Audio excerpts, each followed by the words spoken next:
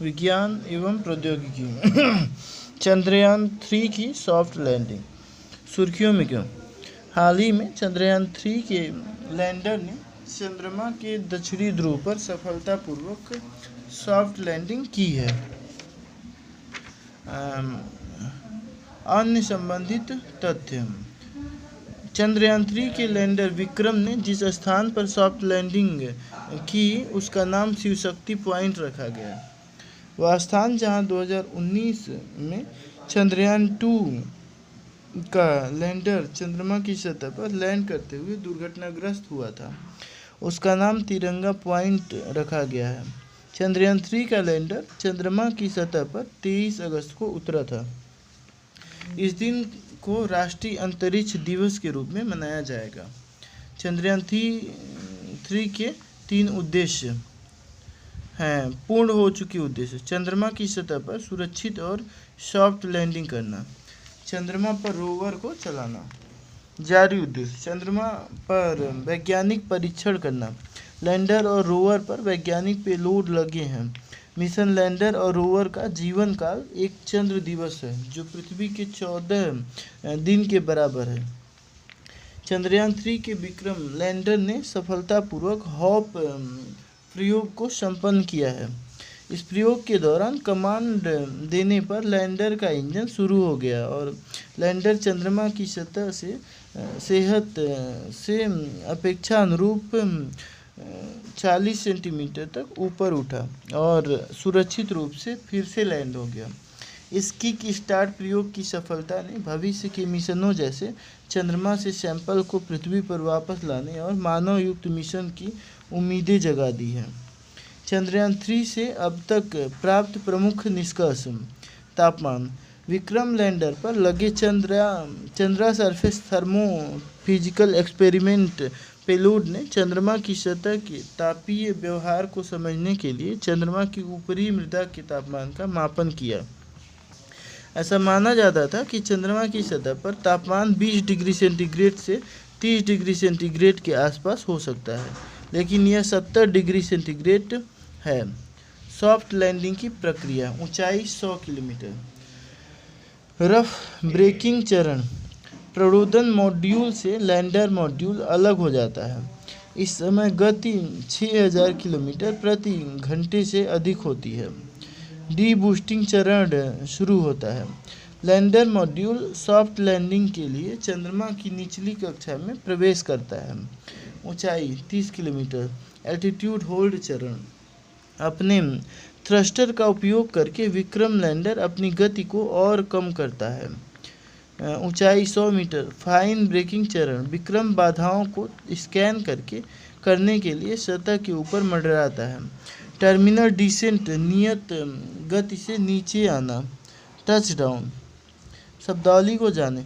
Plasma: यह पदार्थ की चौथी अवस्था है। यह अत्यंत गर्म गैस है जिसके कुछ या सभी घटक परमाणु इलेक्ट्रॉनों और आयनों में विभाजित हो जाते हैं। इस मोटे तौर पर धनात्मक आवेशित कणों, आयनों और ऋणात्मक आवेशित कणों के मिश्रण के रूप में देखा जा सकता है।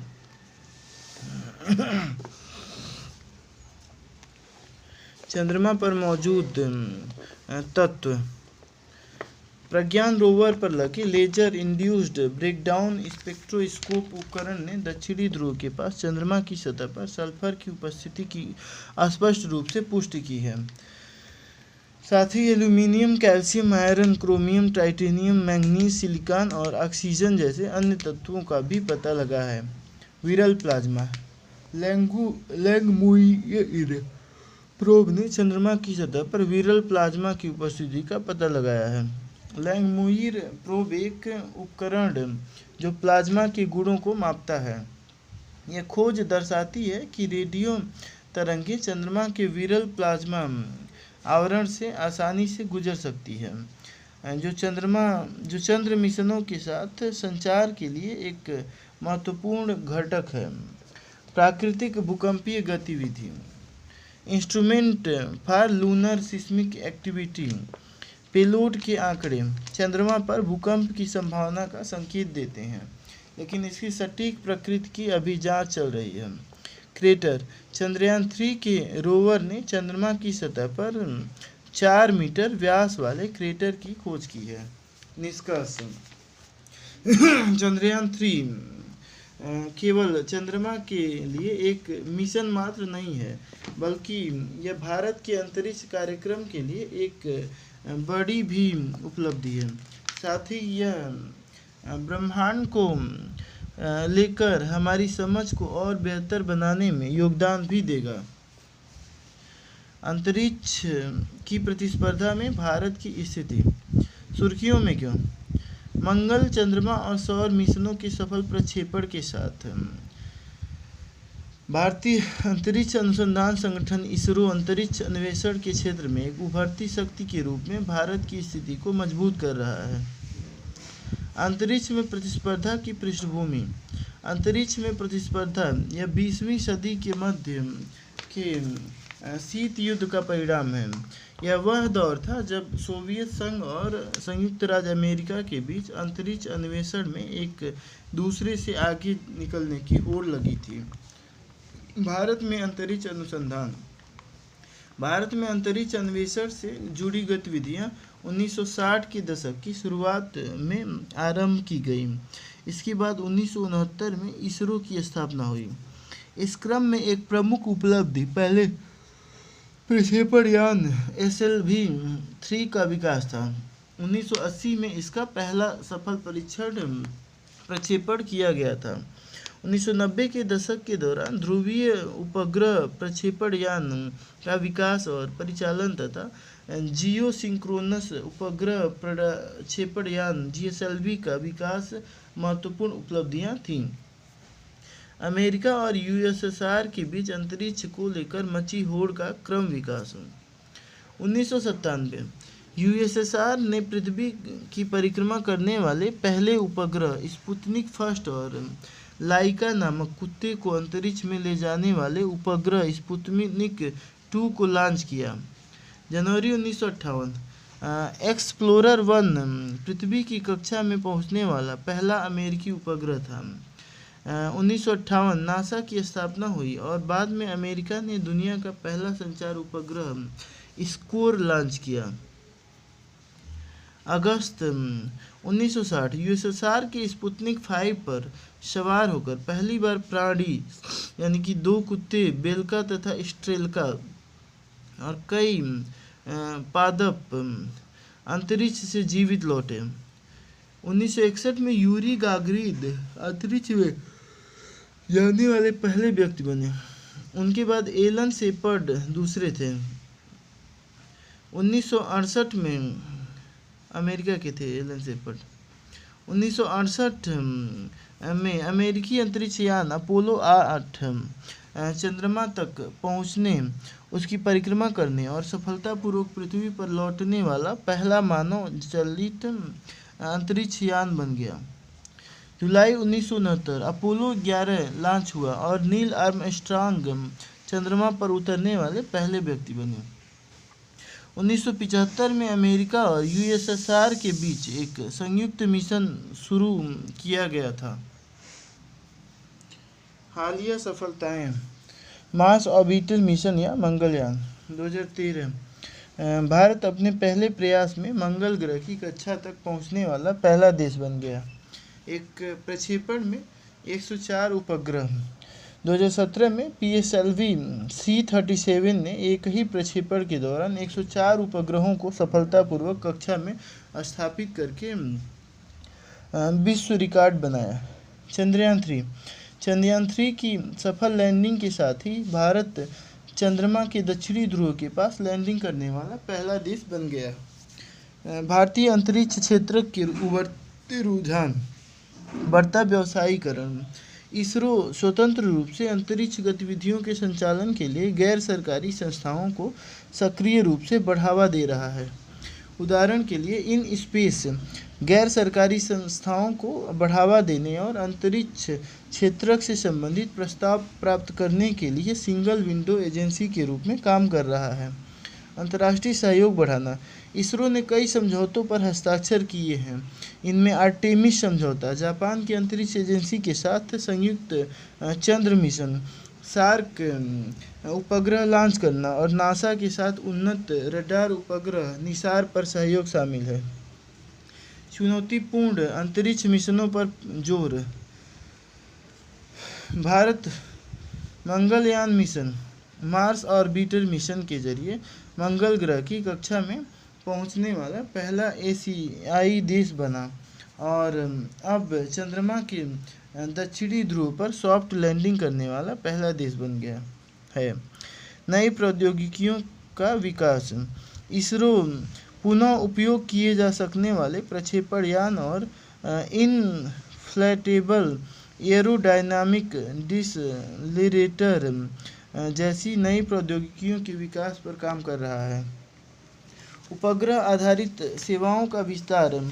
इसरो रिमोट सेंसिंग, उपग्रह आधारित नेविगेशन और उपग्रह आधारित मौसम विज्ञान जैसे क्षेत्रों में उपग्रह आधारित सेवाएं प्रदान करता है। यह भविष्य में ऐसी सेवाओं की दिशा में और विस्तार करने की ओर अग्रसर है। अंतरिक्ष अन्वेषण में भारत की मजबूत स्थिति के फायदे। भू राजनीतिक महत्व। अंतरिक्ष महाशक्ति के रूप में रूस के पिछड़ने और अंतरिक्ष आधारित गतिविधियों के व्यावसायीकरण में भाग लेने, नवाचार एवं अन्य समर्थन के चलते इस क्षेत्र में भारत अपनी क्षमता को बढ़ा रहा है। इससे भारत वैश्विक स्तर पर अंतरिक्ष प्रौद्योगिकी के अग्रणी उत्पादकों में से एक बन सकेगा। भारत एक अंतरिक्ष स्टार्टअप केंद्र के रूप में। भारत में लगभग 150 पंजीकृत अंतरिक्ष तकनीक आधारित स्टार्टअप्स हैं। यह भारतीय अंतरिक्ष कार्यक्रम को वैश्विक अंतरिक्ष बाजार में लागत प्रतिस्पर्धी बने रहने में सक्षम बनाएगा। उपग्रह प्रक्षेपण के लिए अग्रणी राष्ट्र। लगभग 95% की सफलता दर के साथ भारत के पास अंतरिक्ष प्रौद्योगिकी के क्षेत्र में महारत हासिल करने और इस क्षेत्र में वैश्विक स्तर पर अग्रणी बनने के लिए आवश्यक साधन, बेहतर अवसंरचना और युवा प्रतिभा उपलब्ध है। इस क्रम में इसरो को लघु उपग्रह प्रक्षेपण यान SSLV से और सहायता मिलेगी। राष्ट्रीय सुरक्षा के लिए बाहरी अंतरिक्ष का उपयोग। चीन की एंटी सैटेलाइट क्षमता ने भारत को अपनी एंटी सैटेलाइट क्षमता विकसित करने और उसका परीक्षण करने के लिए प्रेरणा प्रदान की है। Data bank. 1999 से 2022 के बीच भारत द्वारा 34 देशों के 381 विदेशी उपग्रह लॉन्च किए गए हैं। इसरो द्वारा विदेशी उपग्रहों के प्रक्षेपण से भारत का $279 बिलियन का राजस्व प्राप्त हुआ है। वैश्विक अंतरिक्ष अर्थव्यवस्था में भारत की हिस्सेदारी वर्तमान के 2 से 3% से बढ़कर 2030 तक 10% हो सकती है।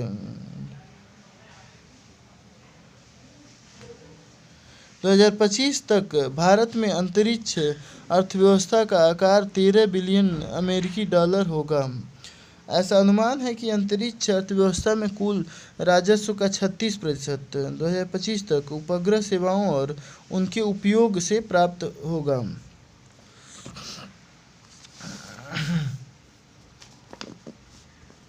भारत में कुछ अंतरिक्ष स्टार्टअप्स।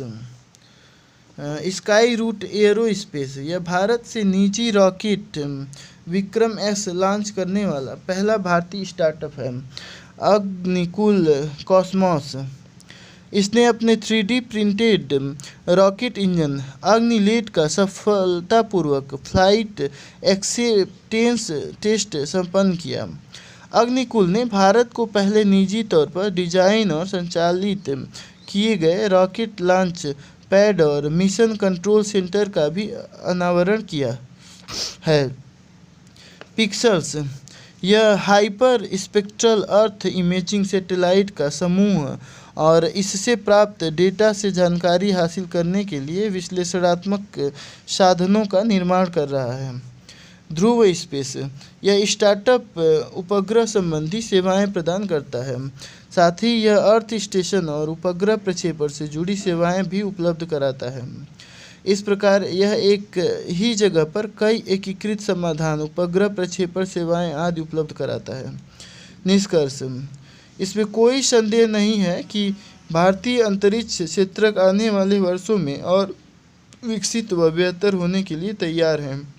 अतः भारत एक लागत प्रभावशीलता, आत्मनिर्भरता और अंतर्राष्ट्रीय सहयोग के साथ अंतरिक्ष के क्षेत्र में प्रमुख शक्ति बन सकेगा। आर्यभट्ट प्रथम भारतीय उपग्रह 1975।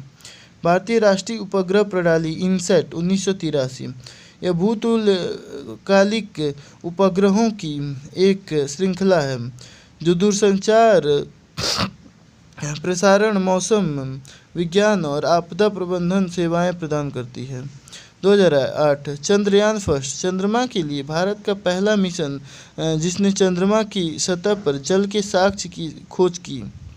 2014 मंगलयान या मॉम, भारत अपने पहले ही प्रयास में सफलतापूर्वक मंगल ग्रह तक पहुंचने वाला पहला देश बन गया।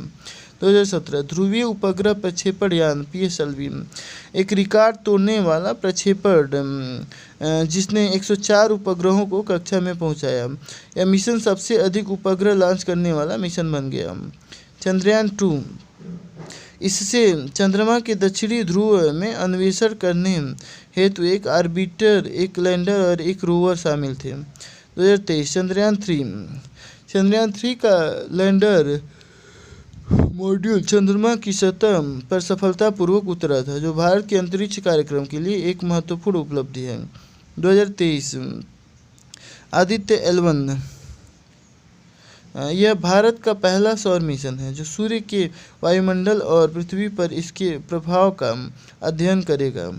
2024 नासा इसरो SAR यानी निसार सैटेलाइट मिशन 12 दिनों में पूरी दुनिया का मानचित्रण करेगा। 2024 में SpaceX twin space craft mission. 2024 में मंगलयान 2, भारत का दूसरा अंतर्ग्रही मिशन। 2024 में ही गगनयान, भारत का पहला मानव अंतरिक्ष मिशन। 2031 में शुक्रयान फर्स्ट, यह शुक्र ग्रह के लिए भारत का पहला मिशन होगा जो इस ग्रह के वायुमंडल और सतह का अध्ययन करेगा। सुपर कंडक्टिविटी सुर्खियों में क्यों? हाल ही में कमरे के तापमान पर सुपर कंडक्टिविटी अतिचालकता को दर्शाने वाले पदार्थ LK99 की खोज का दावा झूठा पाया गया है। अन्य संबंधित तथ्य, इससे पहले साउथ कोरिया के वैज्ञानिकों के एक समूह ने 2 शोध पत्र प्रकाशित किए थे। इन शोध पत्रों में यह दावा किया गया था कि LK99 नामक एक ऐसे पदार्थ की खोज की है जो कमरे के तापमान पर सुपर कंडक्टिविटी का गुण दर्शाता है। LK99 गहरे भूरे रंग का ठोस पदार्थ है। इसका निर्माण सीसा, ऑक्सीजन, सल्फर और फास्फोरस के चूर्ण यौगिकों के मिश्रण को अत्यधिक तापमान पर गर्म करने पर होता है। सुपर कंडक्टिविटी के बारे में, सुपर कंडक्टिविटी एक ऐसी परिघटना है जिसमें कुछ पदार्थ क्रांतिक तापमान से नीचे ठंडा होने पर शून्य विद्युत प्रतिरोध अर्थात बिना किसी प्रतिरोध के विद्युत धारा का प्रवाह और पूर्ण प्रतिचुंबकत्व का गुण दर्शाते हैं। क्रांतिक ताप वह तापमान है जिस पर कोई पदार्थ आकस्मिक रूप से सामान्य चालक अवस्था से अति चालक अवस्था में परिवर्तित हो जाता है। जब किसी पदार्थ को उसके क्रांतिक ताप से नीचे ठंडा किया जाता है तो वह सुपर कंडक्टर अवस्था को प्राप्त कर लेता है। इस प्रक्रिया के दौरान पदार्थ पूर्ण प्रतिचुंबकत्व की स्थिति में आ जाता है। इसे माइजनर प्रभाव कहा जाता है। वर्तमान में सुपर कंडक्टिविटी केवल बहुत कम तापमान अर्थात 0 से 250 डिग्री सेल्सियस से नीचे पर ही प्राप्त की जा सकती है। पारा, सीसा, एल्यूमिनियम, टीन, नाइओबियम जैसे पदार्थ क्रांतिक ताप पर सुपर कंडक्टर गुण को प्रदर्शित करते हैं। कुछ मामलों में पदार्थ अतिरिक्त दाब की स्थिति में थोड़ा अधिक तापमान पर भी सुपर कंडक्टिविटी गुण को प्रदर्शित कर सकते हैं। वैज्ञानिक एक ऐसे पदार्थ की खोज कर रहे हैं जो कमरे के तापमान पर सुपर कंडक्टिविटी गुण का प्रदर्शन करने में सक्षम हो। शून्य प्रतिरोध कैसे प्राप्त किया जाता है? सामान्य परिस्थितियों में क्रिस्टलीय ठोस से गुजरने के दौरान इलेक्ट्रॉन्स को प्रतिरोध या बाधा का सामना करना पड़ता है। यह प्रतिरोध क्रिस्टलीय जालीनुमा संरचना में कंपन करने वाले परमाणुओं के साथ इलेक्ट्रॉन्स की होने वाली अंतःक्रिया के परिणाम स्वरूप उत्पन्न होता है। हालांकि कुछ पदार्थों में जब तापमान एक क्रांतिक स्तर से कम हो जाता है तो इलेक्ट्रॉन्स आपस में शिथिल बंधन में युग्मित हो जाते हैं। इन युग्मों को कूपर युग्म कहा जाता है। कूपर युग्म में मौजूद इलेक्ट्रॉन्स क्रिस्टलीय जालीनुमा संरचना में कंपन से प्रभावित नहीं होते हैं।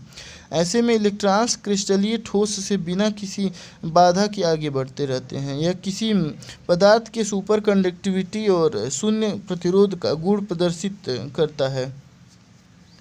अतिचालकता सुपर कंडक्टिविटी की खोज घटना की खोज 1911 में हेइके कॉमेरलिंग-ओन्स ने की थी। लगभग परम शून्य -273 डिग्री (0.15 डिग्री सेल्सियस) या शून्य के तापमान पर पारे के गुणधर्मों की जांच करते समय उन्होंने विद्युत प्रतिरोध में अचानक गिरावट की खोज की थी। अतिचालकता गैर अतिचालक धातु प्रतिरोध अतिचालक माइजनर इफेक्ट। कमरे के तापमान पर सुपर कंडक्टिविटी। कमरे के तापमान वाला सुपर कंडक्टर एक ऐसा पदार्थ है जो ऑपरेटिंग तापमान पर सुपर कंडक्टिविटी गुण प्रदर्शित करने में सक्षम होता है। इस मामले में 0 डिग्री सेल्सियस 273 की या 32 डिग्री फ़ारेनहाइट से ऊपर का तापमान ऑपरेटिंग तापमान है। कमरे के तापमान पर सुपर कंडक्टिविटी की प्राप्ति की प्रक्रिया कई अन्य पहलुओं से प्रभावित होती है, जैसे कि सुपर कंडक्टिविटी के लिए अत्यधिक दाबपूर्ण स्थितियों का निर्माण कर पाना कठिन होता है। साथ ही हो सकता है कि पदार्थ इन चरम स्थितियों को सहन भी न कर पाए। उच्चतर तापमान पर कूपर युग्म नहीं बनते हैं। कमरे के तापमान पर तापीय ऊर्जा अपेक्षाकृत अधिक होती है, जिससे इलेक्ट्रॉन्स के लिए कूपर युग्म बना पाना और इस ऊर्जा अवरोध को दूर कर पाना मुश्किल हो जाता है। कमरे के तापमान पर सुपर कंडक्टिविटी की प्रगति से लाभ। इससे ग्रिड के जरिए उच्च दक्षता और कम खर्च में विद्युत का ट्रांसमिशन संभव हो सकेगा।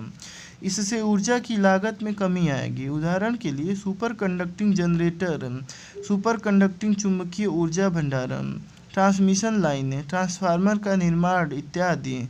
इससे बेहतर इमेज रिजोल्यूशन और तेज़ी से स्कैनिंग करने वाले उन्नत मैग्नेटिक रेजोनेंस इमेजिंग प्रौद्योगिकी संभव हो पाएगी। इससे रोगी को सटीक निदान और बेहतर उपचार किया जा सकेगा। यह मैग्नेटिक लेविटेशन यानी मैगलेव ट्रेन तकनीक की लागत कम कर सकती है, क्योंकि सुपर कंडक्टिविटी से ऐसी तकनीकों के लिए आवश्यक परिस्थितियों को सरलता से निर्मित किया जा सकता है। इसके जरिए कुशल और कम ऊर्जा खपत वाले सुपर कंप्यूटर्स का निर्माण किया जा सकता है। इससे जटिल सिमुलेशन, डेटा विश्लेषण, कृत्रिम बुद्धिमत्ता आधारित उपयोग जैसे कार्यों को आसानी से पूरा किया जा सकता है। इससे कुशल और तीव्र ऊर्जा भंडारण तथा ज़रूरत के अनुसार इसका उपयोग करना संभव हो सकेगा। इससे नवीकरणीय ऊर्जा स्रोतों के मामले में इंटरमिटेंसी की समस्याओं को समाधान हो सकेगा। विज्ञान और अनुसंधान। इसका लार्ज हैड्रॉन कोलाइडर जैसे अलग अलग प्रयोगों के लिए एक्सीलरेटर और न्यूक्लियर मैग्नेटिक रेजोनेंस के रूप में उपयोग किया जा सकता है। सुपर कंडक्टिविटी में अनुसंधान हेतु दिए गए नोबेल पुरस्कार। हेइके कॉमेरलिंग-ओन्स 1913 में। इन्हें सुपर कंडक्टिविटी की खोज 1911 के लिए नोबेल पुरस्कार दिया गया था। जॉन बॉर्डिन, लियोन कूपर और रॉबर्ट श्राइफर को 1972 में। बॉर्डिन कूपर श्राइफर सिद्धांत के विकास के लिए इन्हें पुरस्कार दिया गया था।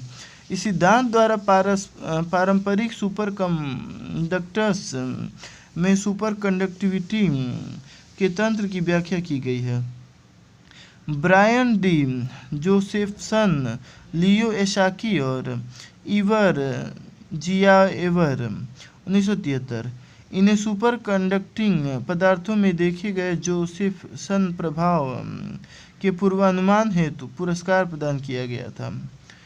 प्योत्र लियोनिडविच कपित्जा 1978 इन्हें निम्न ताप भौतिकी के क्षेत्र में बुनियादी आविष्कारों और खोजों के लिए पुरस्कार प्रदान किया गया था।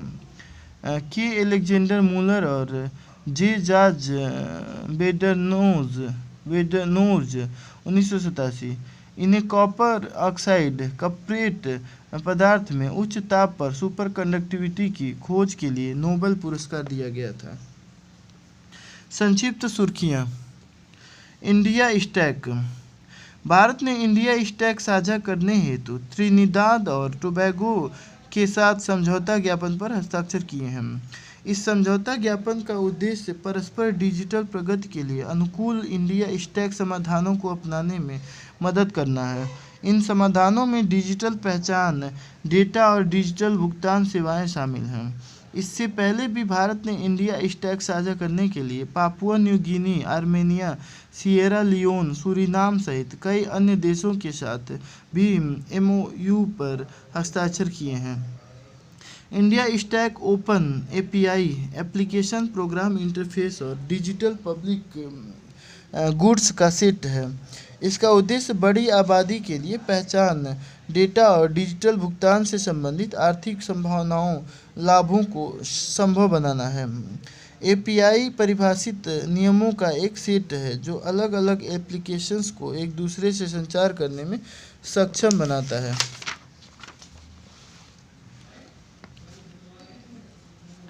इंडिया स्टैक के अलग अलग घटकों का स्वामित्व और रखरखाव का उत्तरदायित्व अलग अलग एजेंसियों के पास है। उदाहरण के लिए आधार से संबंधित उत्पादों का स्वामित्व और प्रबंधन भारतीय विशिष्ट पहचान प्राधिकरण के पास है। डिजी लॉकर इलेक्ट्रॉनिक्स और सूचना प्रौद्योगिकी मंत्रालय के अधीन है। यूनिफाइड पेमेंट इंटरफेस का नियंत्रण भारतीय राष्ट्रीय भुगतान निगम के पास है। अकाउंट एग्रीगेटर फ्रेमवर्क का विनियमन भारतीय रिजर्व बैंक के पास है। इंडिया स्टैक का महत्व, यह सरकारों, व्यवसायों, स्टार्टअप्स आदि को उपस्थिति रहित, कागज रहित और नकदी रहित सेवा वितरण की ओर बढ़ने में समर्थ बनाता है। यह डिजिटल अर्थव्यवस्था के सभी रूपों में सक्रियता स्थापित करने में मदद करता है। साथ ही यह सभी नागरिकों की डिजिटल सेवाओं तक पहुंच का विस्तार करता है। यह डेटा तक समान पहुंच प्रदान करके विशेष रूप से आर्टिफिशियल इंटेलिजेंस और मशीन लर्निंग जैसी उभरती तकनीकों में नवाचार एवं उद्यमशीलता को बढ़ावा देता है। इंडिया स्टैक की परतें। पहचान आधारित परत, प्रत्येक निवासी को एक विशिष्ट ID दी जाती है और उन्हें यह साबित करने में सक्षम बनाया जाता है कि मैं वही हूँ जो मैं होने का दावा करता हूँ। एप्लीकेशन आधार, eKYC, ई-साइन। भुगतान आधारित परत, यह किसी भी व्यक्ति को किसी अन्य को भुगतान करने की सुविधा देता है। यह इंटरऑपरेबल, तेज और वहनीय है। यह सिर्फ स्मार्टफोन तक सीमित नहीं है। एप्लीकेशन यूनिफाइड पेमेंट इंटरफेस, आधार पेमेंट ब्रिज, आधार सक्षम भुगतान सेवा। डेटा आधारित परत, डेटा को सुरक्षित तरीके से साझा करने में मदद करता है। Application consent artefact, digi locker, account aggregators करता है। रेडियोधर्मी जल का निष्कासन, जापान 12 वर्ष के बाद फुकुशिमा परमाणु संयंत्र से 1.34 मिलियन टन उपचारित रेडियोधर्मी जल प्रशांत महासागर में छोड़ेगा।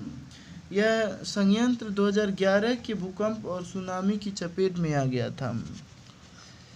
अंतर्राष्ट्रीय परमाणु ऊर्जा एजेंसी के अनुसार उपचारित जल के छोड़े जाने से लोगों और पर्यावरण पर नाम मात्र रेडियोलॉजिकल प्रभाव पड़ेगा।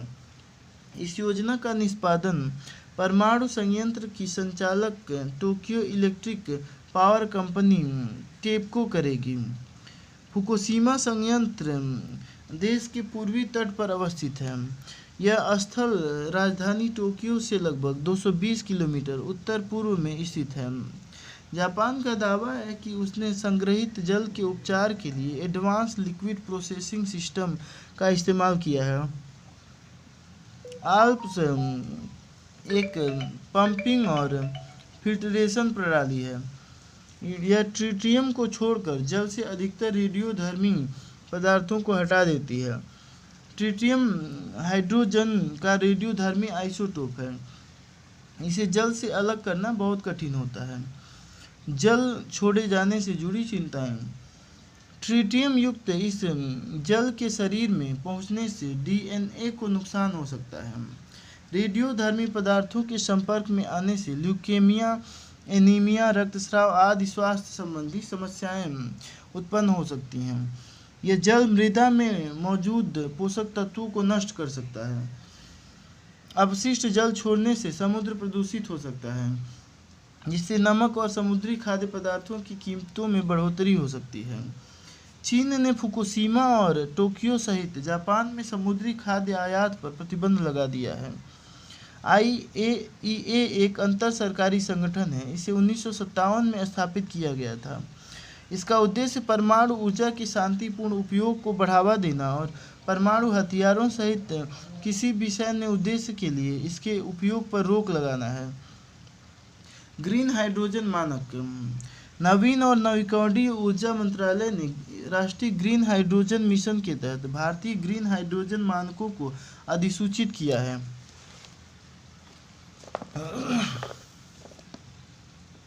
अधिसूचना में उत्सर्जन की एक उच्चतम सीमा को रेखांकित किया गया है।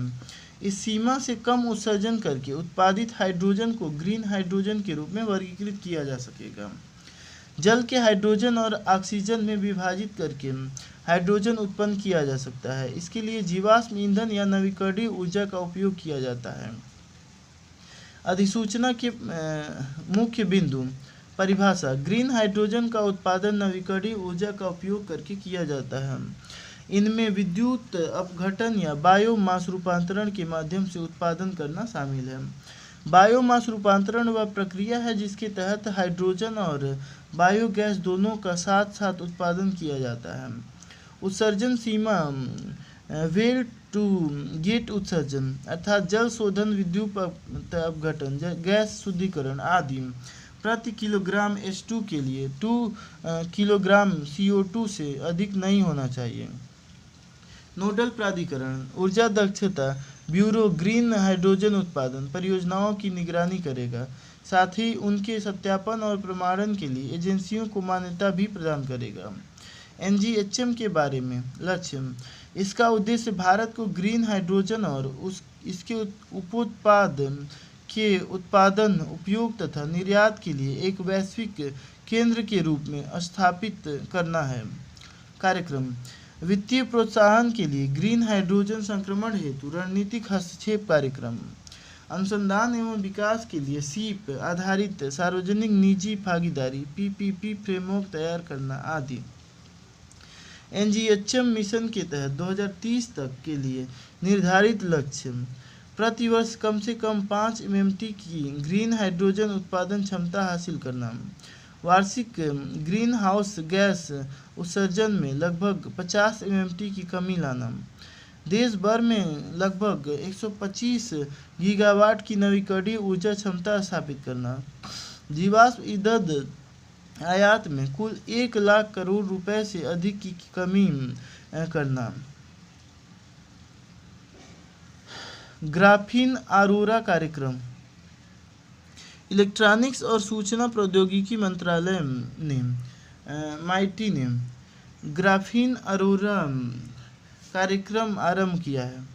कार्यान्वयन। यह कार्यक्रम digital university Kerala mighty Kerala राज्य सरकार तथा उद्योग साझेदारों के संयुक्त वित्त पोषण के साथ कार्यान्वित किया जाएगा। उद्देश्य ग्राफीन अनुसंधान और इसके व्यावसायीकरण में मौजूद कमियों को समाप्त करना। ग्राफीन के बारे में, ग्राफीन कार्बन का एक अपरूप है। इसमें कार्बन परमाणुओं की एकल परत यानी मोनोलेयर होती है। ये परमाणु मधुमक्खी के षटकोणीय छत्ते जैसी जाली में कसकर बंधे रहते हैं। यह जाली 2 आयामी संरचना बनाती है। इसे 2004 में खोजा गया था। गुण अत्यधिक पतला, यांत्रिक रूप से बहुत मजबूत, पारदर्शी और लचीला। उपयोग टच स्क्रीन, लाइट पैनल, सौर सेल, डीएनए की तीव्र अनुक्रमण, ड्रग डिलीवरी आदि में उपयोग किया जा सकता है।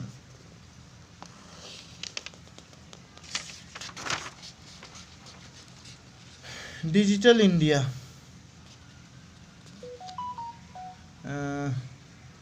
Risk, digital India RISC-V micro processor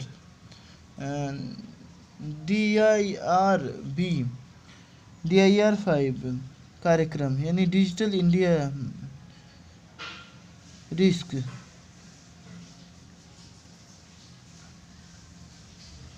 कार्यक्रम। केंद्र सरकार ने भारत में DIR5 कार्यक्रम शुरू किया है। इसका उद्देश्य DIR मतलब डिजिटल इंडिया RISC-V कार्यक्रम शुरू किया है। इसका उद्देश्य देश में अगली पीढ़ी के माइक्रो प्रोसेसर्स के विनिर्माण को प्रोत्साहित करना है। यह भारत को RISC-V प्रतिभा केंद्र और RISC-V चिप्स सिस्टम का आपूर्तिकर्ता बनाने के लिए स्टार्टअप्स, शिक्षाविदों तथा बहुराष्ट्रीय कंपनियों के बीच साझेदारी सुनिश्चित करने में मदद करेगा। Reduced instruction set computer 5 RISC-V यह एक open source instruction set architecture है। इसका उपयोग एम्बेडेड डिजाइन से लेकर सुपर कंप्यूटर तक अलग अलग उपयोगों के लिए कस्टम प्रोसेसर विकसित करने के लिए किया जाता है।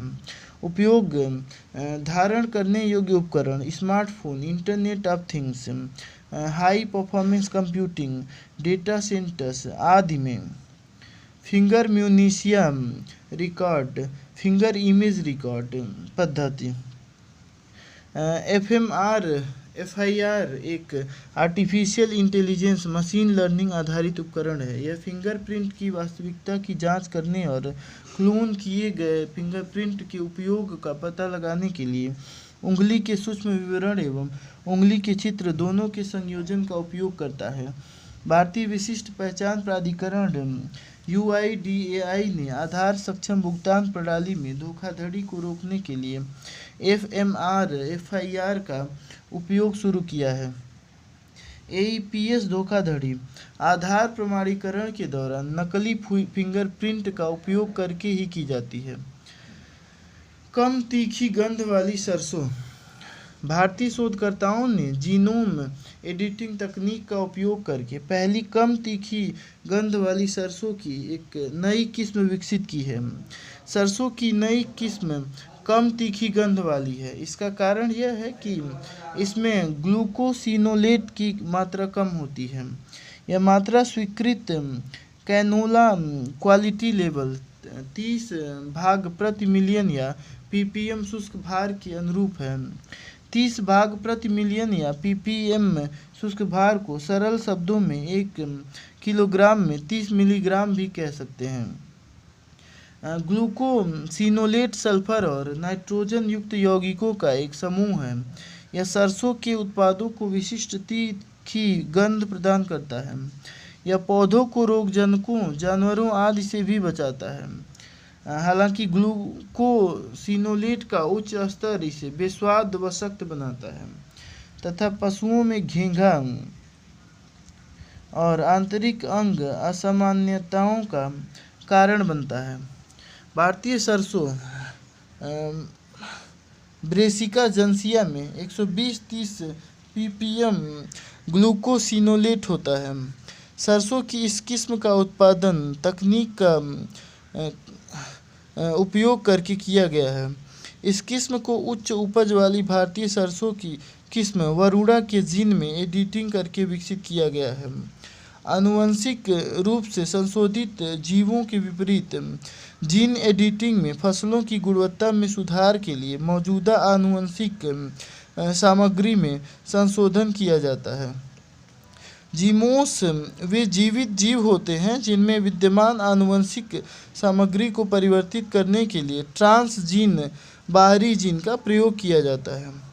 धारा मस्टर्ड हाइब्रिड 11 DMH 11 भारत में विकसित सरसों का जीएम संस्करण है। जीनोम एडिटिंग फसलों को संबंधित संस्थान की संस्थागत जैव सुरक्षा समिति से मंजूरी की आवश्यकता होती है। IBSC में जैव प्रौद्योगिकी विभाग की ओर से नामित एक व्यक्ति होता है। जीएम फसलों को पर्यावरण, वन और जलवायु परिवर्तन मंत्रालय की आनुवांशिक इंजीनियरिंग मूल्यांकन समिति से मंजूरी की आवश्यकता होती है। आइंस्टीन क्रॉस खगोलविदों ने आइंस्टीन क्रॉस के एक दुर्लभ दृश्य की खोज की है। आइंस्टीन क्रॉस ग्रेविटेशनल लेंसिंग की एक विशेष स्थिति है। ग्रेविटेशनल लेंसिंग एक परिघटना है। इसके अंतर्गत अधिक दूर से चमकने वाले प्रकाश को उसके स्रोत और प्रेक्षक के बीच आने वाले किसी पिंड जैसे कि आकाशगंगा या क्वासर के गुरुत्वाकर्षण द्वारा मोड़ दिया जाता है तथा अपनी ओर खींचा जाता है। इस वजह से सुदूर कोशिका आकाशगंगाएं अधिक उज्ज्वल प्रतीत होती हैं। आइंस्टीन क्रॉस के मामले में आगे आने वाले पिंड के चारों ओर के स्पेस टाइम की वक्रता एक क्रॉस के बिंदुओं की तरह अपने पीछे से आने वाले प्रकाश को 4 भागों में विभाजित कर देती है। ग्रेविटेशनल लेंसिंग की एक अन्य स्थिति आइंस्टीन रिंग्स है। ये तब तक उत्पन्न होती है जब 2 आकाशगंगाएं एक दूसरे के पीछे लगभग पूरी तरह से सीधी रेखा में होती हैं। आइंस्टीन का सामान्य सापेक्षता का सिद्धांत बताता है कि कैसे कोई विशाल पिंड ब्रह्मांड की संरचना, जिसे स्पेस टाइम कहा जाता है, में विकृति उत्पन्न करता है। किसी पिंड का द्रव्यमान जितना अधिक होगा वह स्पेस टाइम में उतनी ही अधिक विकृति उत्पन्न करेगा।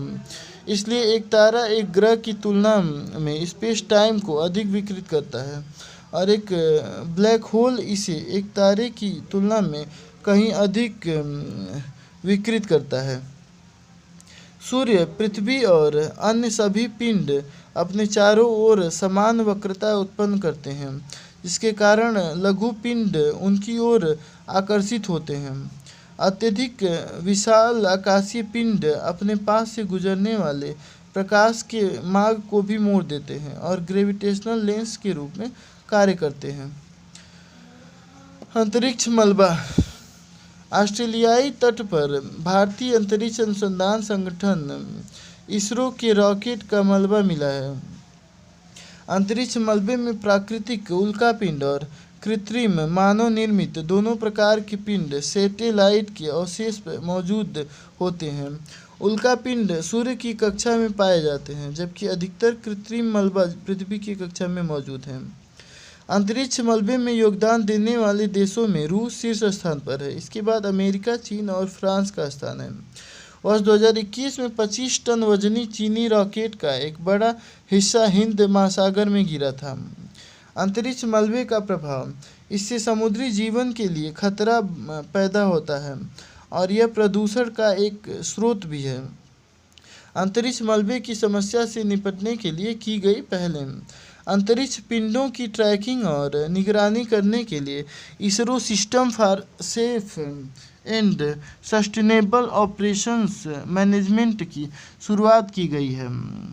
Project network for space objects tracking and analysis मलबे की स्थिति की प्रत्यक्ष सूचना प्रदान करता है।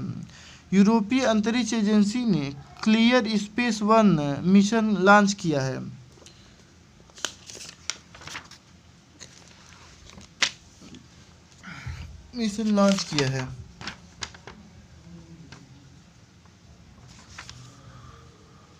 हजारों की संख्या में लॉन्च किए गए, लेकिन अप्रयुक्त हो चुके प्रक्षेपण यान अंतरिक्ष में बिखरे अर्थात चक्कर लगा रहे हैं।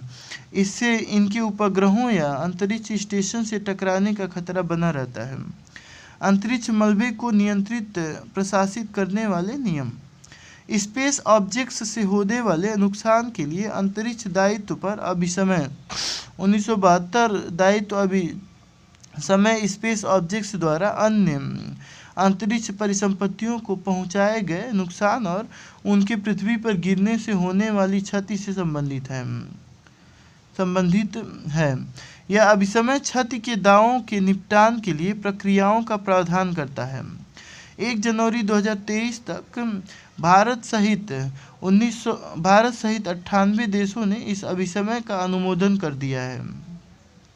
इसे बाह्य अंतरिक्ष संधि 1967 द्वारा निर्धारित फ्रेमवर्क को मजबूत करने के लिए अपनाया गया था। ओएसटी चंद्रमा और अन्य खगोलीय पिंडों सहित बाह्य अंतरिक्ष के शांतिपूर्ण अन्वेषण में देशों की गतिविधियों को विनियमित करता है।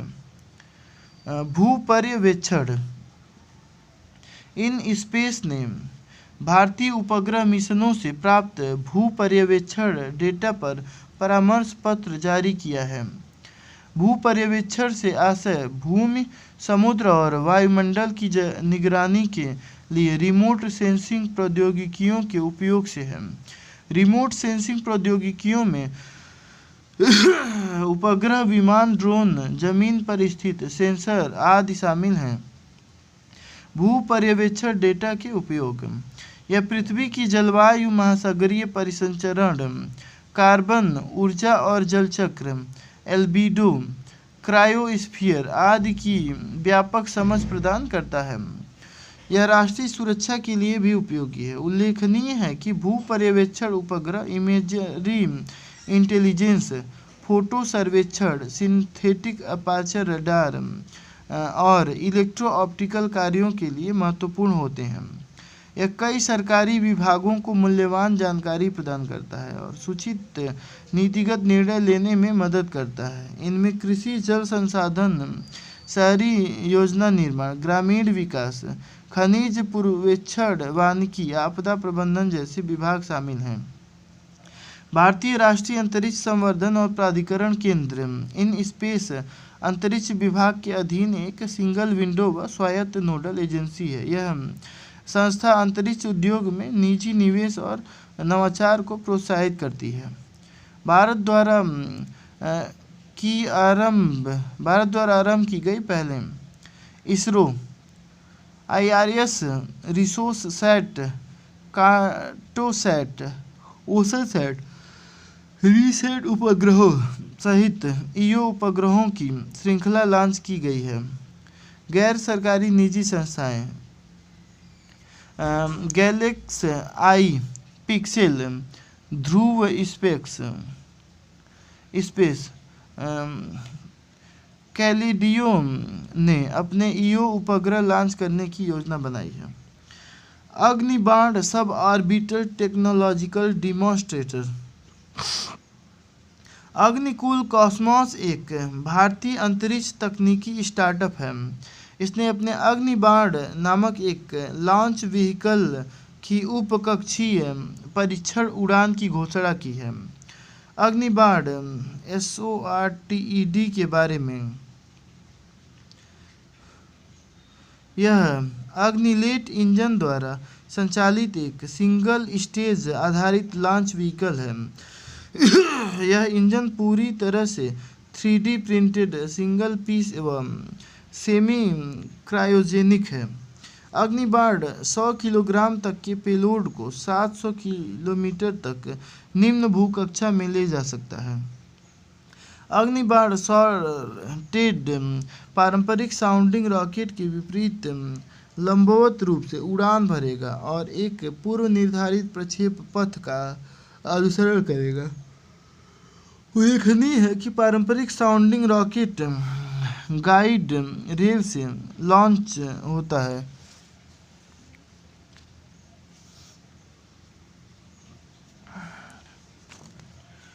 ड्रैको मतलब demonstration rocket for, agile cislunar operations कार्यक्रम, ड्रैको प्रोग्राम।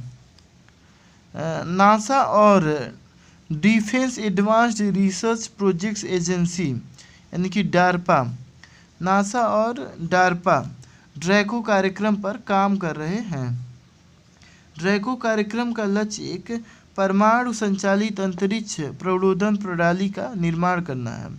यह प्रणाली मंगल ग्रह की यात्रा में लगने वाले समय को आधा कर सकेगी।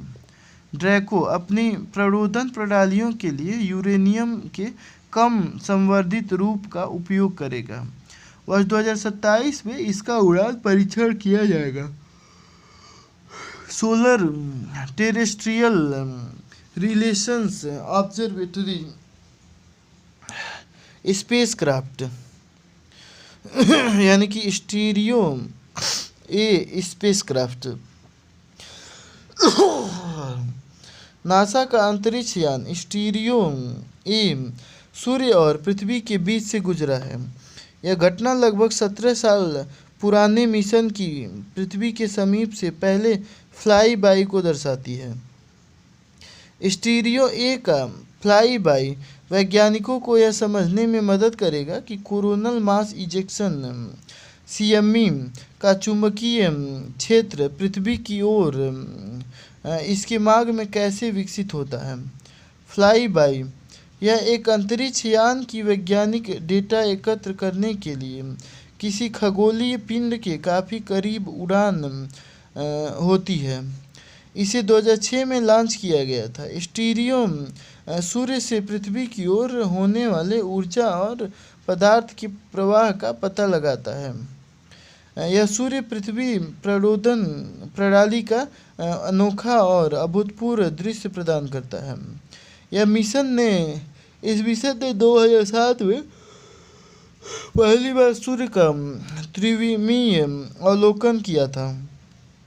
दो में से एक अंतरिक्ष यान अपनी कक्षा में पृथ्वी से आगे है, दूसरा स्टीरियो है, दूसरा पृथ्वी के पीछे गति कर रहा है। Stereo B galaxy ESO 316 galaxy 316 Hubble telescope ने एक असामान्य आकार वाली आकाशगंगा ESO 316 की एक तस्वीर ली है। असामान्य आकार वाली आकाशगंगा में विशिष्ट सर्पिल भुजाओं या अंडाकार आकार का अभाव होता है। यह जैसा कि आमतौर पर अन्य आकाशगंगाओं में देखा जाता है। आकाशगंगा पृथ्वी में 28.7 मिलियन प्रकाश वर्ष दूर एरिडेनस नक्षत्र में अवस्थित है।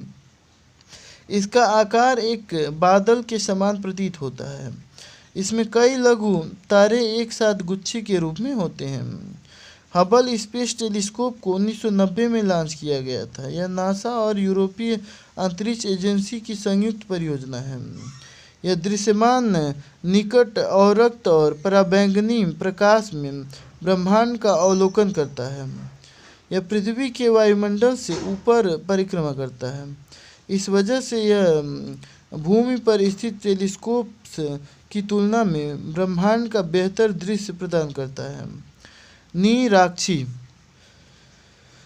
भारत में अपनी तरह का पहला autonomous under water vehicle Nirakshi launch किया है। इसका उपयोग खदान का पता लगाने, खदानों को बंद करने, जल के नीचे सर्वेक्षण आदि के लिए किया जा सकता है। यह पानी के अंदर 4 घंटे तक रह सकता है और 300 मीटर की गहराई तक जा सकता है। इसे Garden Reach shipbuilders and engineers limited और एक MSME संस्था एरोस्पेस इंजीनियरिंग प्राइवेट लिमिटेड के सहयोग से विकसित किया गया है।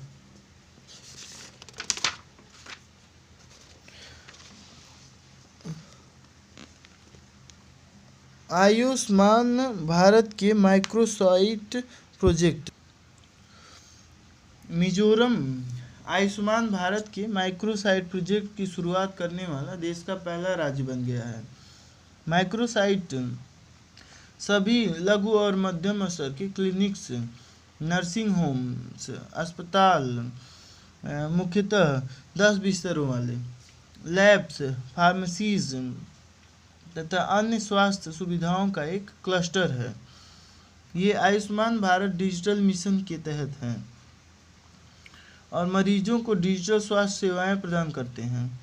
राष्ट्रीय स्वास्थ्य प्राधिकरण ने इसी वर्ष एबीडीएम के तहत 100 माइक्रोसाइट्स प्रोजेक्ट की शुरुआत की है। माइक्रोसाइट के अंतर्गत सुविधाओं के प्रकार हैं: निजी सुविधाएं जैसे stand alone clinic, poly clinic आदि, चिकित्सा की सभी प्रणालियों से संबंधित स्वास्थ्य सुविधाएं और स्वास्थ्य पेशेवर। कार्यान्वयन, इसका कार्यान्वयन एबीडीएम के राज्य मिशन निदेशकों द्वारा किया जाएगा। इसके लिए वित्तीय संसाधन और समग्र मार्गदर्शन एनएचए प्रदान करेगा। माइक्रोसाइट्स एबीडीएम को अपनाने में निजी अस्पतालों के सामने आने वाली चुनौतियों से निपटेंगे। इन चुनौतियों में निम्नलिखित शामिल हैं: डिजिटलीकरण को एक अतिरिक्त लागत के रूप में देखा जाता है, विनियामक निगरानी के बढ़ने की आशंका रहती है, डेटा सुरक्षा से संबंधित समस्या मौजूद है आदि। एबीडीएम एक फ्लैगशिप डिजिटल स्वास्थ्य पहल है। इसे 2021 में लॉन्च किया गया था। इसका उद्देश्य एक राष्ट्रीय डिजिटल स्वास्थ्य पारितंत्र विकसित करना है। एबीडीएम के बारे में, यह स्वास्थ्य डेटा की इंटरऑपरेबिलिटी को सक्षम करने वाला एक ऑनलाइन प्लेटफॉर्म तैयार करेगा। फार्मा मेडिटेक क्षेत्र में अनुसंधान एवं नवाचार को प्रोत्साहन। प्रीप योजना, रसायन और उर्वरक मंत्रालय ने प्रीप योजना को अधिसूचित किया है। योजना की मुख्य बिंदु, उद्देश्य, इसका उद्देश्य प्राथमिकता वाले क्षेत्रों में अनुसंधान एवं विकास के लिए उद्योग और शिक्षा जगत के संपर्क को बढ़ावा देना है। साथ ही गुणवत्तापूर्ण अनुसंधान की संस्कृति को विकसित करना भी इसका उद्देश्य है। अवधि 5 वर्ष यानी 2023-24 से 27-28 तक। इसके 2 घटक हैं: अनुसंधान और संरचना को मजबूत करना। यह कार्य राष्ट्रीय औषधीय शिक्षा एवं अनुसंधान संस्थान में उत्कृष्टता केंद्र स्थापित करके पूरा किया जाएगा। औषध क्षेत्र में उच्चतर शिक्षा और उच्च स्तरीय अनुसंधान के लिए 7 नाइपर्स को राष्ट्रीय महत्व के संस्थान के रूप में स्थापित किया गया है। 6 प्राथमिकता वाले क्षेत्रों में फार्मा मेडिटेक क्षेत्र में अनुसंधान को बढ़ावा देना इनमें शामिल है। नए रासायनिक जैविक संस्थान और फाइटो फार्मास्यूटिकल्स, जेनरिक, जटिल जेनरिक्स व बायोसिमिलर, परिशुद्ध चिकित्सा। फार्मा इंडस्ट्री में रिसर्च को बढ़ावा देने की आवश्यकता क्यों है? वैश्विक फार्मा उद्योग में भारत की हिस्सेदारी केवल 3.4% है। वैश्विक चिकित्सा उपकरणों से में भारत की बाजार हिस्सेदारी 1.5% है। पेटेंट के तहत आने वाली दवाओं के लिए आयात पर निर्भरता। नई दवा की खोज से वैश्विक स्तर पर बीमारियों का बोझ कम होगा।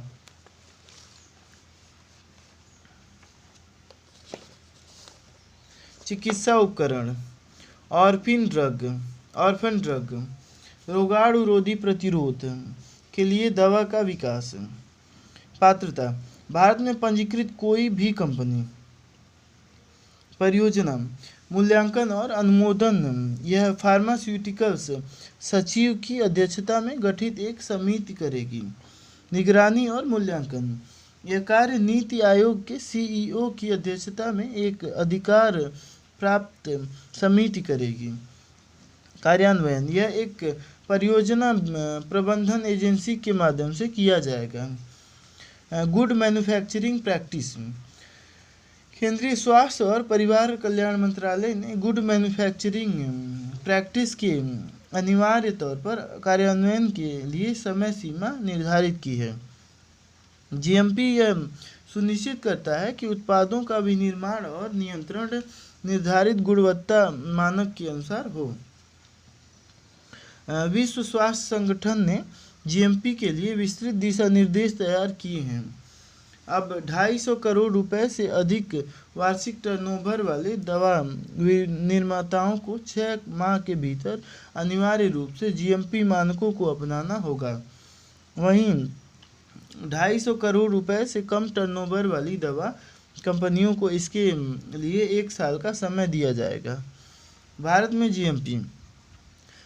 जीएमपी प्रणाली को पहली बार 1988 में औषधि व प्रसाधन सामग्री नियम 1945 की अनुसूची में शामिल किया गया था। हालांकि 2018 में जीएमपी को संशोधित करके WHO मानकों के अनुरूप बनाया गया था। अनुसूची विनिर्माण केंद्र और उनके रखरखाव, कार्मिक विनिर्माण नियंत्रण और सुरक्षा परीक्षण, सामग्रियों का भंडारण व परिवहन, लिखित प्रक्रियाएं और रिकॉर्ड रखने, ट्रेसेबिलिटी आदि आवश्यकताओं को निर्धारित करती हैं। वर्तमान में देश में मौजूद 10,500 विनिर्माण इकाइयों में से केवल 2,000 इकाइयाँ ही WHO जीएमपी मानकों के अनुरूप पाई गई हैं। जीएमपी प्रमाणीकरण का महत्व।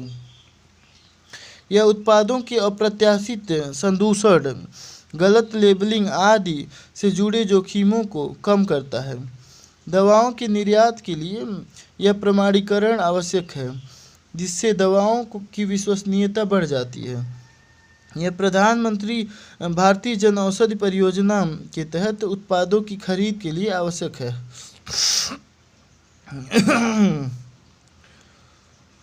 महामारी से संबंधित स्वास्थ्य, सामाजिक और आर्थिक सुभेद्यता व जोखिम फ्रेमवर्क। यह फ्रेमवर्क G20 टास्क फोर्स के आग्रह पर विश्व स्वास्थ्य संगठन, विश्व बैंक, अंतर्राष्ट्रीय मुद्रा कोष और यूरोपीय निवेश बैंक ने तैयार किया है। इसका उद्देश्य महामारी जनित स्वास्थ्य एवं आर्थिक सुभेद्यताओं तथा उनके परिणाम स्वरूप उत्पन्न होने वाले जोखिमों को बेहतर ढंग से समझना है। कोविड-19 महामारी ने समृद्धि की गति व दिशा तथा वित्तीय एवं आर्थिक अभाव दरों को बड़े पैमाने पर प्रभावित किया है। इन सबसे ऊपर इससे बड़े पैमाने पर लोगों की मौत हुई है और समाज पर गहरा प्रभाव पड़ा है। FEBR में 2 घटक शामिल हैं। ये व्यवस्थागत कमजोरियों की पहचान करने, नीतिगत निर्णय लेने और निवेशों का मार्गदर्शन करने में सहायता करेंगे। ये घटक हैं प्रमुख स्वास्थ्य, सामाजिक और आर्थिक संकेतक, जो महामारी के लिए प्रासंगिक हैं तथा जिन पर नीतिगत कार्रवाई की जा सकती है। इसलिए इन संकेतकों पर निगरानी रखी जाएगी ताकि जोखिमों और आघातों को कम किया जा सके। FEBR का महत्व। यह महामारी के स्वास्थ्य संबंध में राष्ट्रीय और अंतर्राष्ट्रीय रणनीतियों तथा निवेश संबंधी प्राथमिकताओं के बारे में बताने वाला काफ़ी महत्वपूर्ण साधन है। यह बदलते वैश्विक माहौल के नियमित आकलन और उसकी समझ के लिए एक सुसंगत रूपरेखा प्रदान करता है। नीतियों पर चर्चा हेतु अलग अलग मंत्रालय इसका संदर्भ ले सकते हैं। इससे क्षेत्रीय और राष्ट्रीय स्तर पर निवेश संबंधी योजनाएं बनाने में सहायता मिल सकती है।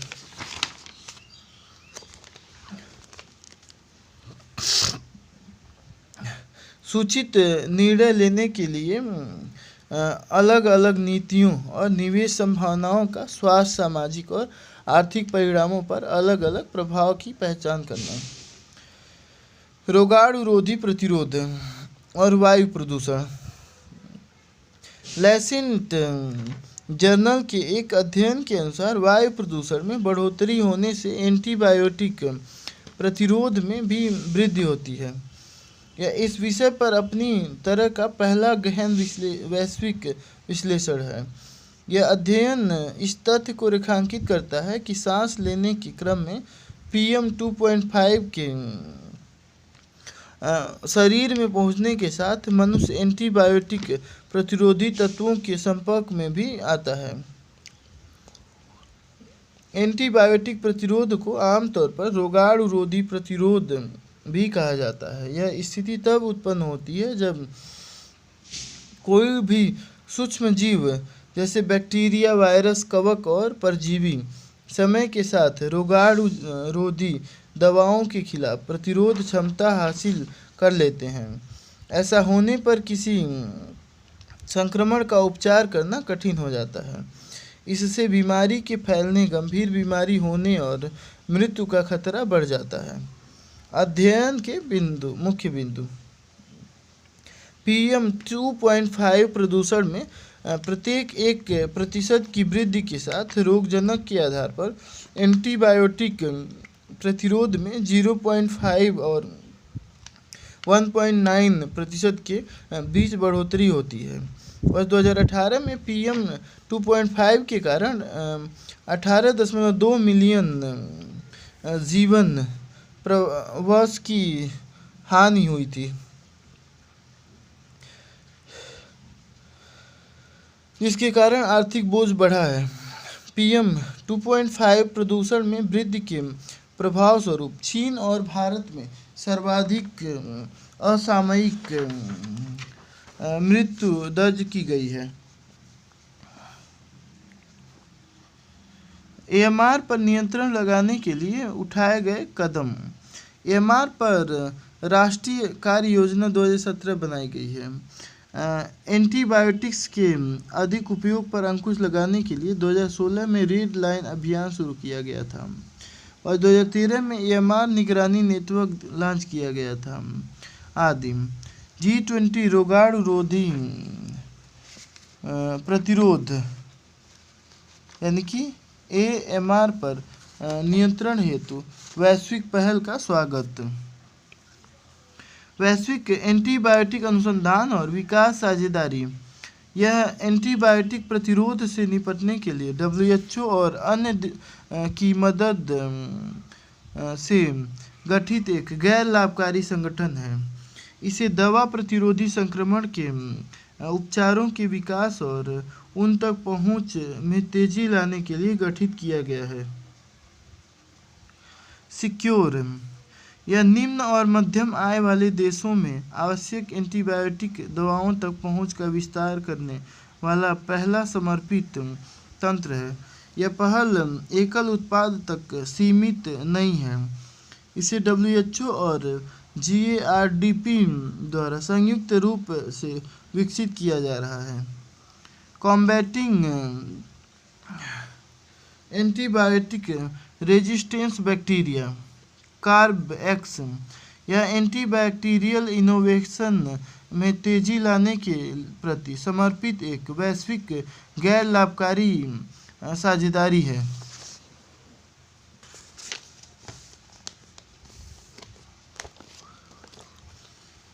G20 महामारी कोष।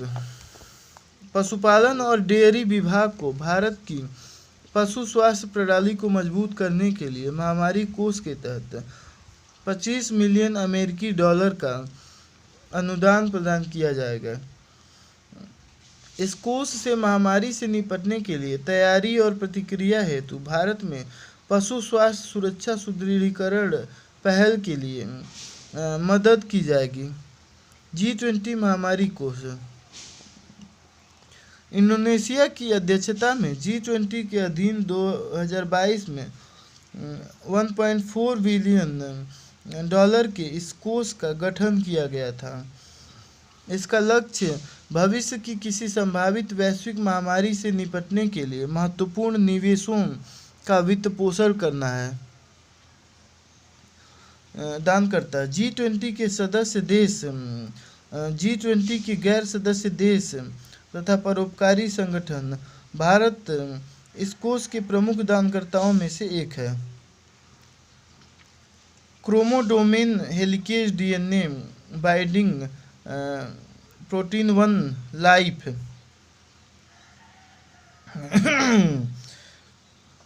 एक अध्ययन से पता चला है कि CHD1L मतलब chromodomain helicase DNA binding 1L gene variant में ह्यूमन इम्यूनोडेफिशिएंसी वायरस यानी कि HIV को नियंत्रित करने की क्षमता मौजूद है। CHD1L जीन का यह प्रकार विशेष रूप से अफ्रीकी आबादी में पाया जाता है। CHD1L जीन वेरिएंट द्वारा HIV-1 सबसे आम के वायरल लोड रक्त में HIV की मात्रा को कम करने की संभावना व्यक्त की गई है। CHD1L जीन वेरिएंट क्रोमोसोम 1 पर पाया जाता है। जिन लोगों के शरीर में यह वेरिएंट होता है इसमें वायरस फैलने का जोखिम कम होता है और उनके बीमार होने की दर भी धीमी गति से होती है। Respiratory syncytial virus. US food and drug administration ने RSV से नवजात शिशुओं की रक्षा करने के लिए पहली वैक्सीन एब्रिस्बो यानी कि RSV वैक्सीन को मंजूरी दी है। यह वैक्सीन गर्भवती माताओं को गर्भावस्था के बाद के चरणों में दी जाती है। RSV एक अत्यधिक संक्रामक वायरस है। यह सभी आयु वर्ग के अतिरिक्त के व्यक्तियों विशेषकर शिशुओं और बुजुर्गों के श्वसन संक्रमण का कारण बनता है। यह दुनिया भर में शिशुओं में निचले श्वसन मार्ग से जुड़े रोगों को उत्पन्न करने वाला सबसे आम कारण है। RSV वैक्सीन 60 वर्ष और उससे अधिक उम्र के लोगों के लिए भी उपलब्ध है। Net energy gain. अमेरिकी वैज्ञानिकों ने नाभिकीय संलयन अभिक्रिया में दूसरी बार नेट एनर्जी गेन प्राप्त करने में सफलता प्राप्त की है। नाभिकीय संलयन वह प्रक्रिया है जिसके दो हल्के परमाणु नाभिक आपस में मिलकर एक भारी परमाणु नाभिक का निर्माण करते हैं। इसके परिणाम स्वरूप बड़ी मात्रा में ऊर्जा उत्पन्न होती है। संलयन अभिक्रिया पदार्थ की प्लाज्मा अवस्था में होती है। प्लाज्मा गर्म और आवेशित गैस है जो धनात्मक आयनों तथा मुक्त गति वाले इलेक्ट्रॉन्स से बनी होती है।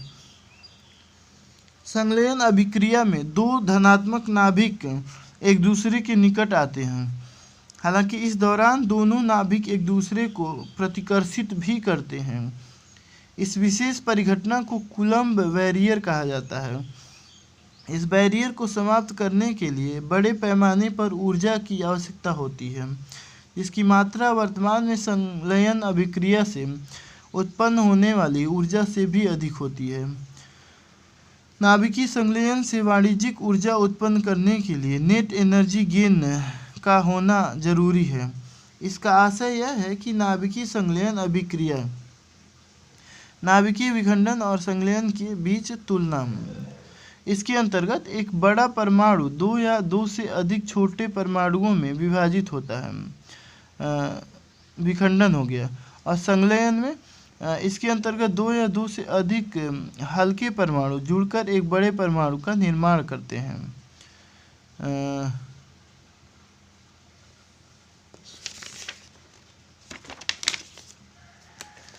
ये जितनी ऊर्जा खपत होती है शोधकर्ताओं को उससे कहीं अधिक ऊर्जा का उत्पादन करना होगा। भारत संलयन रिएक्टर से NEG प्रदर्शित करने के लिए गठित international thermo nuclear experimental reactor परियोजना का हिस्सा है। भारत स्वयं भी अपने स्वदेशी टोकामक आदित्य और अर्ध स्वदेशी steady state super conducting tokamak का निर्माण किया है। परमाणु संलयन का महत्व, यह विद्युत का स्वच्छ और सुरक्षित स्रोत है क्योंकि यह कोई भी ग्रीन हाउस गैस उत्सर्जित नहीं करता है। 1 किलोग्राम संलयन ईंधन 10 मिलियन किलोग्राम जीवाश्म ईंधन जितनी ऊर्जा प्रदान कर सकता है। संलयन के लिए कच्चा माल हाइड्रोजन होता है, यह प्रचुर मात्रा में उपलब्ध है। वहीं विखंडन अभिक्रिया में कच्चे माल के रूप में यूरेनियम का इस्तेमाल होता है जो सीमित मात्रा में ही उपलब्ध है। डीमन कण, शोधकर्ताओं ने स्ट्रोंटियम रूथेनेट धातु में डीमन कण की प्राप्ति का दावा किया है। डीमन कण की संकल्पना को सबसे पहले भौतिक विज्ञानी डेविड पाइंस द्वारा 1956 में प्रस्तुत किया गया था। डेविड पाइंस का मानना था कि जब कोई इलेक्ट्रॉन किसी ठोस पदार्थ से गुजरता है तो कुछ अजीब व्यवहार करता है। यह प्रणाली में ऊर्जा की पर्याप्त आपूर्ति की जाती है तो इलेक्ट्रॉन प्लाज्मोन्स नामक मिश्रित कणों का निर्माण कर सकते हैं। हालांकि प्लाज्मोन्स के निर्माण के लिए इतनी अधिक ऊर्जा की आवश्यकता होती है कि उसे कमरे के तापमान पर उत्पादित नहीं किया जा सकता है। पाइंस का डीमन कण उपर्युक्त का अपवाद है क्योंकि यह द्रव्य मानहीन होता है और इसमें कोई आवेश भी नहीं होता है। साथ ही यह प्रकाश के साथ कोई अंतरक्रिया भी नहीं करता है। इसलिए इसके निर्माण हेतु किसी अतिरिक्त ऊर्जा की आवश्यकता नहीं होती है। शांति स्वरूप भटनागर पुरस्कार, वर्ष 2022 के लिए शांति स्वरूप भटनागर पुरस्कार के विजेताओं की घोषणा नहीं की गई है। वर्ष 2023 के लिए नामांकन भी रोक दिए हैं। एसएसबी यदि शांति स्वरूप भटनागर पुरस्कार प्रत्येक वर्ष निम्नलिखित क्षेत्रों में उल्लेखनीय एवं उत्कृष्ट मूल अथवा अनुप्रयुक्त अनुसंधान हेतु प्रदान किया जाता है।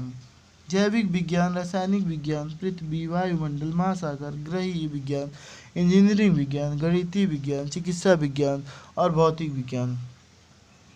पात्रता, 45 वर्ष की आयु तक का ऐसा कोई भी भारतीय नागरिक जो अनुसंधान कार्यों में संलग्न है, भारत में कार्यरत विदेशी भारतीय नागरिक और भारतीय मूल के व्यक्ति। डॉक्टर शांति स्वरूप भटनागर वैज्ञानिक तथा औद्योगिक अनुसंधान परिषद के संस्थापक निदेशक थे। उन्हें 1954 में पद्म विभूषण से सम्मानित किया गया था।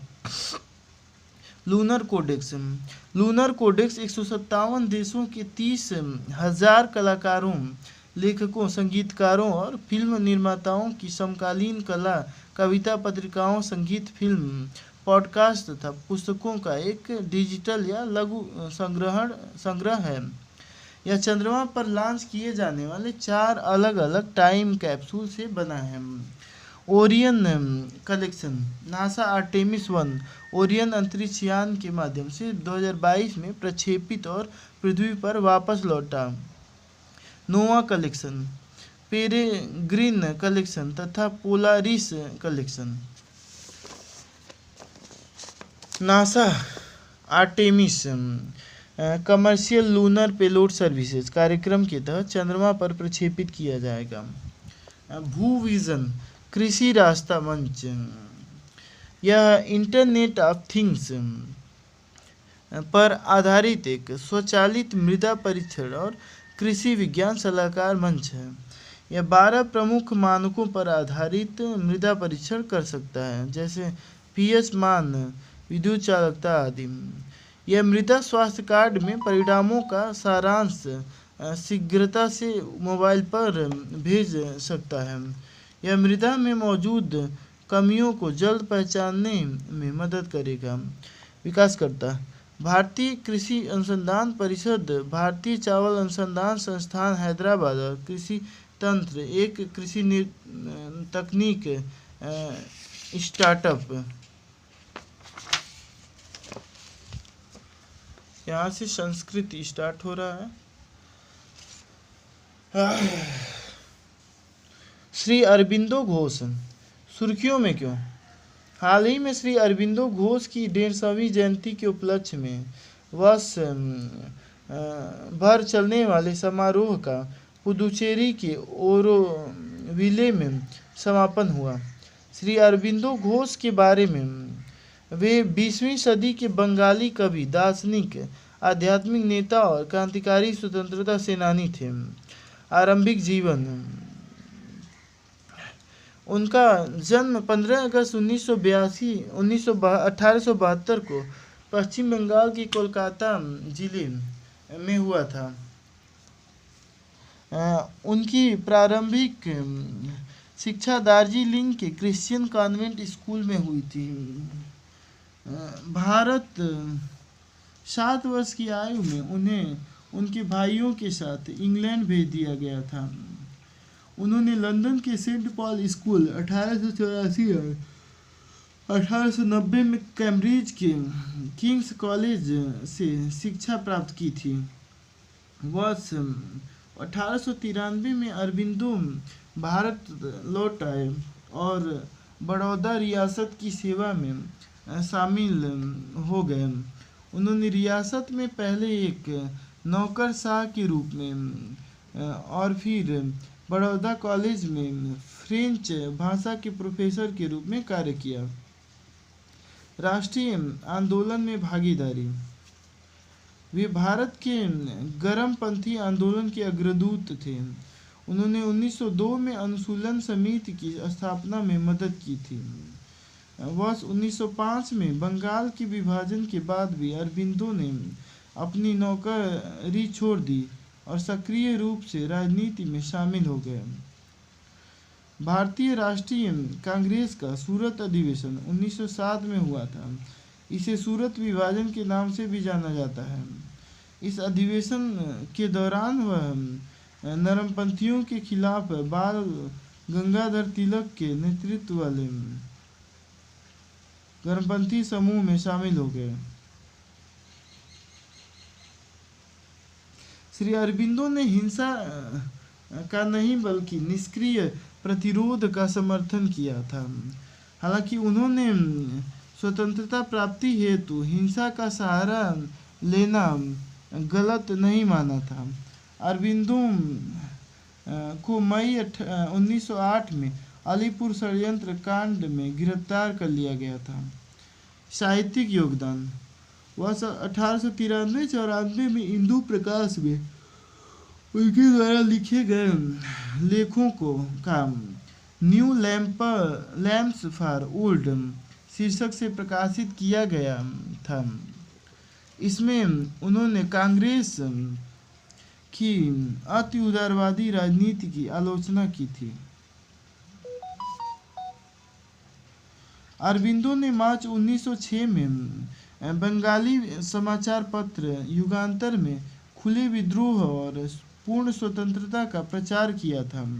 उन्होंने बिपिन चंद्र पाल द्वारा स्थापित वंदे मातरम समाचार पत्र का संपादन भी किया था। वर्ष 1909 में जेल से छूटने के बाद उन्होंने साहित्यिक पत्रिकाएं शुरू की थी। इनके नाम थे कर्मयोगी अंग्रेजी समाचार पत्र और धर्म बंगाली समाचार पत्र। वर्ष 1914 में उन्होंने एक दार्शनिक पत्रिका आर्य का भी प्रकाशन शुरू किया था। कविताओं, पत्रों और निबंधों के रूप में संकलित अन्य कृतियां जैसे essays on Gita, collected poems and pledge,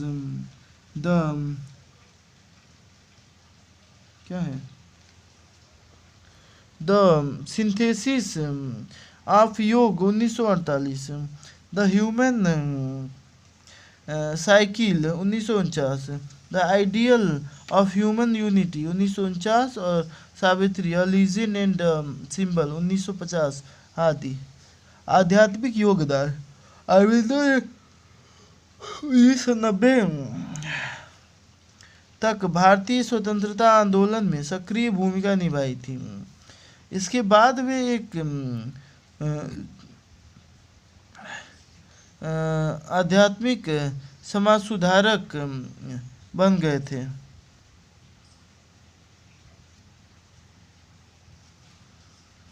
उन्होंने इसी अवधि में life divine essays on Gita, the synthesis of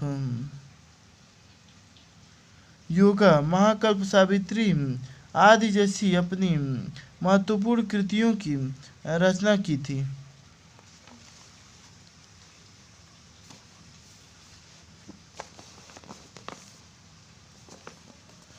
उन्होंने एकात्मक योग नामक एक योग साधना का प्रयोग विकास किया था। उनका मानना था कि एकात्म योग के माध्यम से मनुष्य वास्तविक आत्मबोध की प्राप्ति कर सकता है। एकात्म योग का उद्देश्य आध्यात्मिक अनुभूति है जो केवल मनुष्य की आत्मा की मुक्ति के लिए ही प्रयास नहीं करती, बल्कि उसके स्वभाव में भी बदलाव ला देती है। उन्होंने आध्यात्मिक साधकों के एक समुदाय की स्थापना की थी। यह बात 1926 में मीरा अल्फांसा के सहयोग से अरबिंदो आश्रम पुदुचेरी में के रूप में स्थापित हुआ। बाद में मीरा अल्फांसा ने तमिलनाडु में ओरोविले अर्थात भोर के शहर की स्थापना की थी। यह एक शांतिपूर्ण, प्रगतिशील और सामंजस्यपूर्ण अस्तित्व के लिए निर्मित एक सार्वभौमिक शहर था। अरबिंदो का जीवन संबंधी दर्शन, उनके अनुसार जीवन आदर्शवाद, यथार्थवाद, प्रकृतिवाद और व्यवहारिकता का संश्लेषण है। उनके अनुसार ज्ञान और भक्ति और कर्म मनुष्य को दिव्य मार्ग पथ पर ले जा सकते हैं। हालांकि एक मजबूत व्यक्तित्व के लिए आध्यात्मिक रचनात्मकता और बौद्धिकता का संश्लेषण आवश्यक है। श्री अरबिंदो मानव द्वारा बनाए गए किसी भी तरह के विभाजन में विश्वास नहीं करते थे। यही कारण है कि उन्होंने राष्ट्रीय चेतना जागृत करने में सामाजिक असमानताओं को एक प्रमुख बाधा माना। वे भी रामानुजाचार्य की शिक्षा से प्रभावित थे, जिन्होंने बहिष्कृत लोगों को हिंदू धर्म में शामिल करने की बात की थी। शिक्षा के सिद्धांत, अरबिंदो एक प्रतिष्ठित दार्शनिक और शिक्षाविद थे। उन्होंने हमारी शैक्षिक प्रणाली को भी व्यापक रूप से समृद्ध करने के लिए उत्कृष्ट शैक्षिक विचार तैयार किए थे। उनके निम्नलिखित विचार यह भी प्रासंगिक हैं। बाल केंद्रित शिक्षा, जिसमें बच्चे को अपनी छिपी हुई क्षमता को व्यक्त करने की पूरी स्वतंत्रता। नैतिक और धार्मिक शिक्षा की शुरुआत करना, इसे सामान्य शिक्षा का अभिन्न अंग बनाना और धार्मिक जीवन के अनुष्ठान के माध्यम से अपनाना।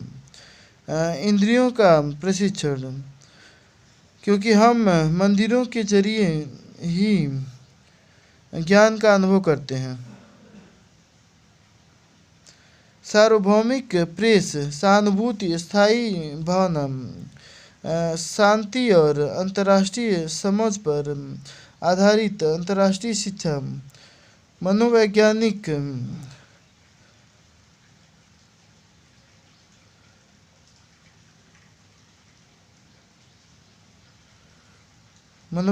तरीकों पर बल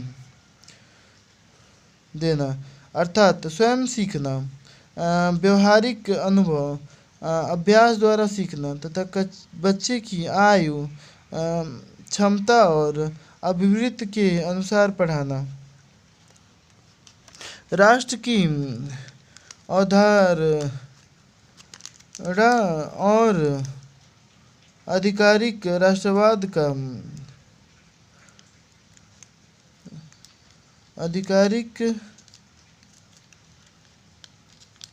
राष्ट्रवाद का सिद्धांत। उनका मानना था कि राष्ट्र केवल जमीन का टुकड़ा नहीं, मनुष्य का समूह नहीं है। राष्ट्र केवल महान शक्ति है जो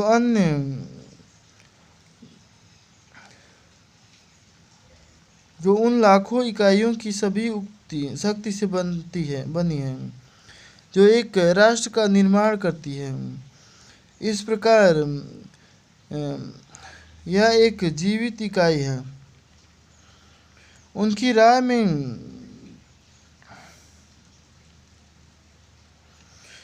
राष्ट्रवाद केवल राजनीतिक आंदोलन नहीं है।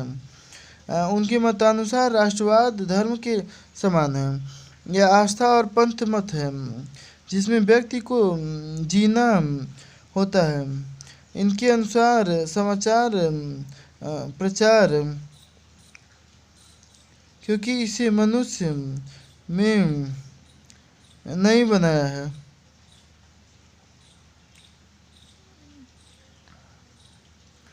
यह कोई अपराधी बनाना चाहता है तो उसे अपने राष्ट्र के लिए क्या करना चाहिए।